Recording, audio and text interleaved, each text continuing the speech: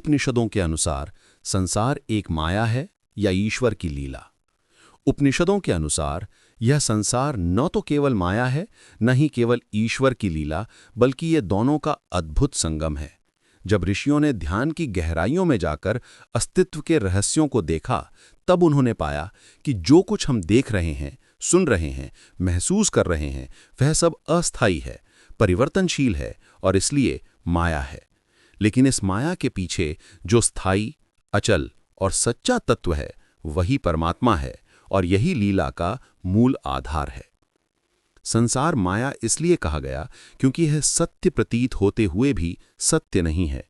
जैसे स्वप्न में हमें सब कुछ वास्तविक लगता है, पर जागने पर सब मिट जाता है, वैसे ही जब आत्मा अज्ञान में डूबी रहती है तो ये जगत वास्तविक प्रतीत होता है। पर जब ज्ञान का प्रकाश होता है, तब मनुष्य समझता है कि यह सब तो ब्रह्म की लीला मात्र थी। उपनिषदों में ब्रह्म सत्यम जगन मिथ्या का सिद्धांत बहुत प्रसिद्ध है, जिसका अर्थ है ब्रह्म ही सत्य है और यह जगत मिथ्या है। लेकिन मिथ्या शब्द का अर्थ ये नहीं कि संसार झूठा है, बल्कि ये है कि यह स्थायी नहीं है। जैसे सूर्य के प्रकाश में इंद्रधनुष बनता है, रंग दिखाई देते हैं, पर वो रंग सूर्य में अलग से मौजूद नहीं होते। वैसे ही ये जगत ब्रह्म के प्रकाश में प्रकट होता है, पर उसका स्वतंत्र अस्तित्व नहीं है। ये संसार उसी परम चेतना की अभिव्यक्ति है जिसे उपनिषदों ने लीला कहा। जब ईश्वर की ऊर्जा से सृष्टि प्रकट होती है, तो वो कोई बाध्यता से नहीं, बल्कि आनंद से होती है। यही उसकी लीला है। छांदोग्य उपनिषद में कहा गया है, सर्वम खल्विदम ब्रह्म, अर्थात यह संपूर्ण जगत ब्रह्म ही है।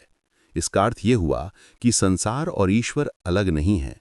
ये भेद केवल हमारे सीमित दृष्टिकोण का परिणाम है। जब तक मनुष्य अपने अहंकार और इच्छाओं के बंधन में बंधा रहता है, तब तक उसे ये संसार माया प्रतीत होता है।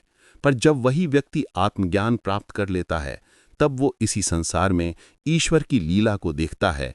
उसे हर कण में, हर प्राणी में, हर श्वास में परमात्मा का खेल दिखता है।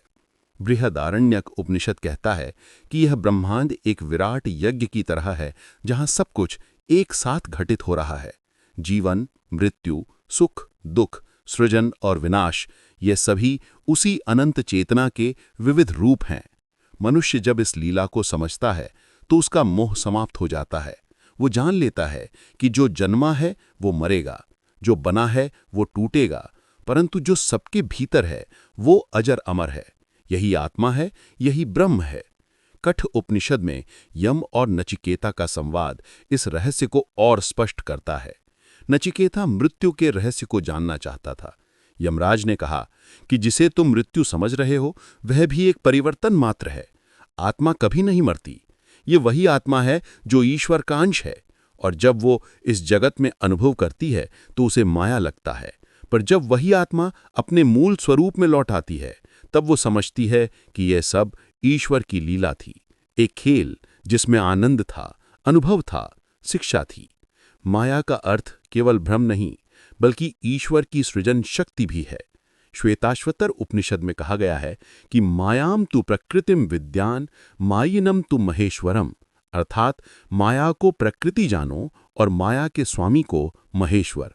इसका अर्थ यह है कि संसार की सृष्टि, उसका संचालन और विनाश, ये सब माया के माध्यम से होते हैं, और इस माया का नियंता स्वयं ईश्वर है।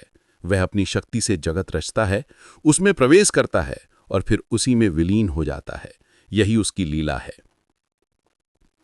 जिस व्यक्ति की बुद्धि केवल भौतिक जगत तक सीमित है, उसे सब कुछ वास्तविक और स्थायी लगता है। उसे लगता है कि धन, नाम, शक्ति, शरीर यही सत्य हैं। पर जब वो वेदांत की दृष्टि से देखता है, तब उसे पता चलता है कि यह सब समय के प्रवाह में नष्ट हो जाएगा। यही क्षणभंगुरता ही माया का स्वरूप है। उपनिषद कहते हैं कि मनुष्य का दुख इसी भ्रम से जन्म लेता है कि वह अस्थायी को स्थायी मान बैठता है। जब वो जान लेता है कि सच्चा सुख और सच्ची शांति बाहरी चीजों में नहीं, बल्कि अपने भीतर ब्रह्म में है, तब वो माया से मुक्त होकर ईश्वर की लीला का साक्षी बन जाता है। इस दृष्टि से देखा जाए तो संसार ईश्वर की अभिव्यक्ति है और माया उसकी चादर है। जैसे नाटक में अभिनेता अलग अलग भूमिकाएं निभाते हैं, पर पर्दे के पीछे वे सब एक ही व्यक्ति होते हैं। वैसे ही ईश्वर अनगिनत रूपों में स्वयं को प्रकट करता है। कभी सृष्टा बनता है, कभी पालक, कभी संहारक। ये सब उसका खेल है जो आनंद और अनुभव के लिए है। पर जो व्यक्ति इस खेल को ही वास्तविक समझ लेता है वो भ्रमित हो जाता है, और जो इस खेल के पीछे के सच्चे कलाकार को पहचान लेता है वह मुक्त हो जाता है। इसलिए उपनिषद हमें ये सिखाते हैं कि संसार को न तो ठुकराना चाहिए और न ही इसमें लिप्त होना चाहिए। इसे ईश्वर की लीला समझकर जीना चाहिए।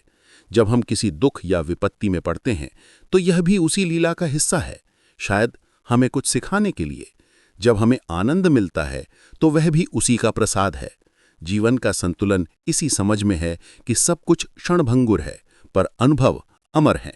उपनिषदों का यह ज्ञान आज भी उतना ही प्रासंगिक है जितना सहस्रों वर्ष पहले था।